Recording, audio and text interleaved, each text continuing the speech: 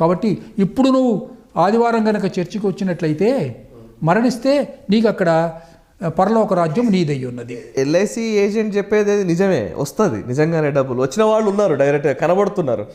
But దీనికి కనబడే వాళ్ళు లేడు కదా, కనపడరు. చచ్చిన తర్వాత వాడు ఎక్కడున్నాడో ఎవరికి తెలియాలి. కరెక్ట్. ఎవడో ఒకరిని పిలిచాడు గట్ట, ఎందుకురా నువ్వు ఆదివారం చర్చికి పోతావు అని అన్నట్ట.